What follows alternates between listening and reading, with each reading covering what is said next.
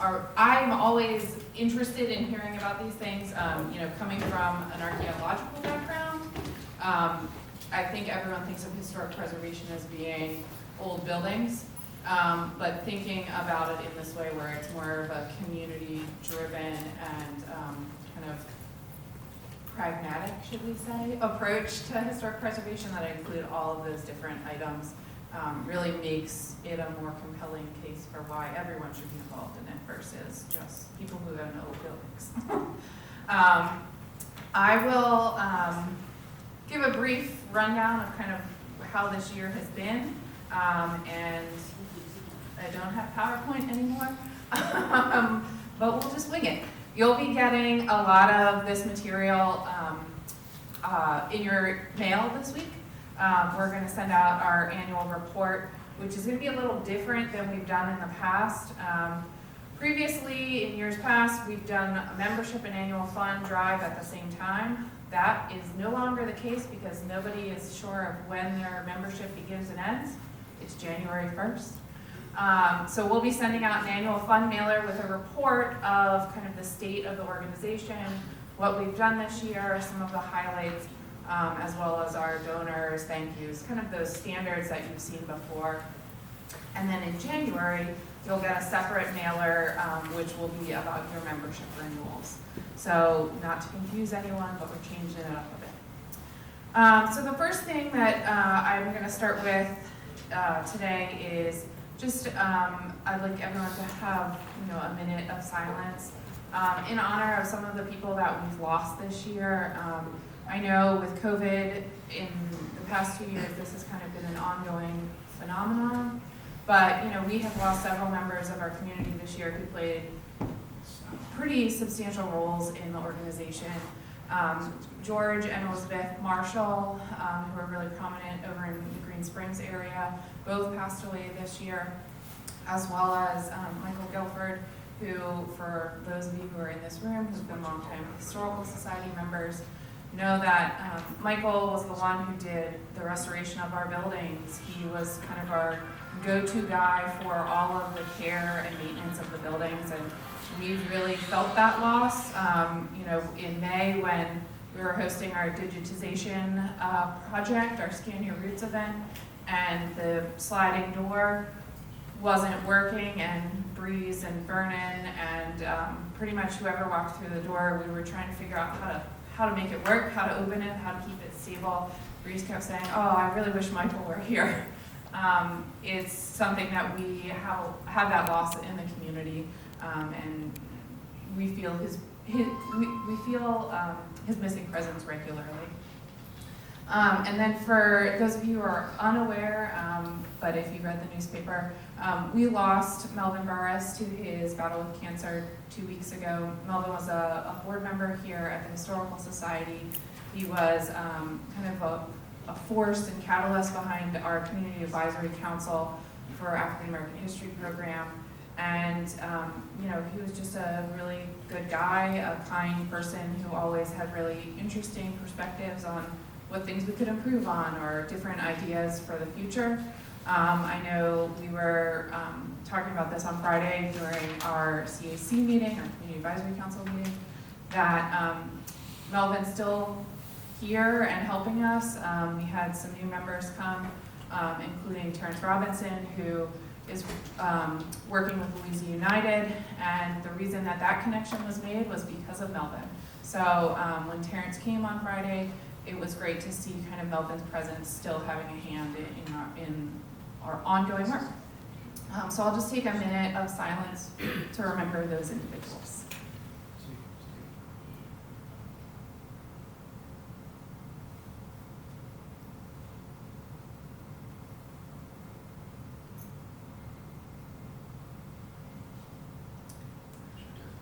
Okay. Looks like we're advancing. One of the other things I'd like to say is we have 2 members who are getting ready to leave the board right now. Marty Smith over there in the front row, and David Holtzman, who could not be with us today. Both of those individuals have been huge supporters of the Historical Society, both in their ideas as well as their boots on the ground, day-to-day presence. David has been our president. He was our newspaper, magazine, editing guy. We're definitely going to miss that. And we know that, he's going to spend a lot more time with his family, and that's a great thing with his new little kids here. But David is one of the primary forces behind pushing for our African American History program, working to get kind of more newspaper presence for the Historical Society out in the community through the Central Virginian, and we're definitely going to miss his presence on the board. And Miss Marin up there, she is a delight to have in the museum. She spends 2 days a week coming in and working with the archives. She has done everything from,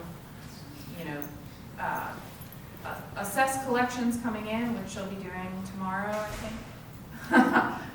Giving them new collections numbers, organizing, to putting stickers on merchandise for sale, organizing our refreshments for this afternoon. Her and Doug has been restock our firewood every couple months, and they keep literally the fire going for the hearth cooks on a regular basis. So we're really thankful to have had both of these individuals support over the long haul. Lauren was past president, as well as been on the board for, as she says, forever. But we'll be sad to see her go, and we're fortunate that she has, agreed to stay on as a volunteer and continue to help us, because we definitely would be missing her presence. So yeah, a round of applause.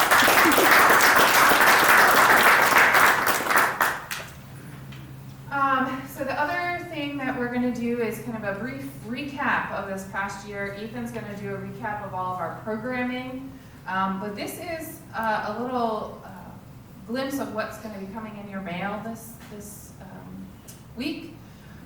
We've done a lot this year. I don't know where we had time to do it or how we did it, but we did. Ethan has been a force to reckon with the amount of energy he exudes towards programs. Every once in a while I have to say, when are your exams again? Because he's like, let's just plan something for that week, and we don't have anything going on then. So we have hosted 55 programs this year. As you can see, we have run from everything from our normal ice cream social annual meeting to an extent, we are doing holiday open house in full force this year. We're participating in the parade in addition to the festival portion, as well as having visitors here. We hosted Juneteenth. We hosted our regular walking tours that had been done pre-COVID, and kind of got re-energized to the point that Ethan had the idea to spin them out and do a spooky haunted Halloween tour, where we had like 70 participants in 2 events. We were all astonished. It's been a learning process as we've done each of these events, what works, what doesn't work, but it's been a lot. We've been able to revive some programs that are long-standing Historical Society staples, including our Herb Guild. It's now back meeting regularly the first and third Thursday of the month, to our hearth cooking workshops. We've even done some kind of new versions of those. In February, we hosted I guess it was March by the time the snow event happened in January. We hosted a hearth cooking lecture series where people learned, how to control fire temperatures, about different cookware, and we're hoping to do more of that in the future. We're even hosting our own hearth cooking bachelorette party in January. Someone contacted us and said, would you do a private event for hearth cooking? And we were like, sure. What's it for? A bachelorette party. So Unfortunately, the wedding in the schoolhouse fell through. Oh yeah. Someone also contacted us about a wedding too. So people are hearing about us. How, I'm not entirely sure, but our numbers show they are. We've had 21,000 people engaged, either through our website, through social media. We've had like 700 in-person museum visits, and our regular outreach through the community, where we're not doing it here. We're going out at the Ag Fair, the Fall Festival, at the Betty Queen Center. So those are kind of things that are ongoing and aren't going to change very much. But some of the other highlights are, as far as our other programs go, our collections and oral history project continue. Those, as you know, when we did the digitization campaign, it's going to be a long haul to get all 16,000 items in the collection in digital format. But thus far, since basically this time last year when Emma and Margie started, they are our digitization ladies. Emma's manning the camera right now. And Margie will be back on Monday after having broken her wrist. So they have been kind of super expedient and are kind of the jack of all trades as far as getting things photographed, getting them prepared for the website, and we're in the final phases of beta testing for our collections website, which will go live hopefully at the beginning of January. We've done 1,987 digitized documents. We've done 92, I can't read that for me, 92 artifacts. And just over 50 oral histories that will all be going on the website in January. So these will be available through our collections website. You'll be able to see images of them, enlarge them, zoom in, just like you would for any other major museum, the Library of Virginia,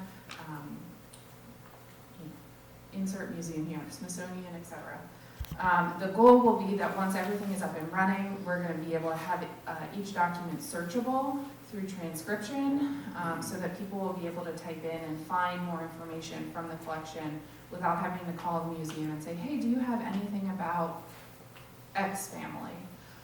It will also create the ability for the schools to use these as primary source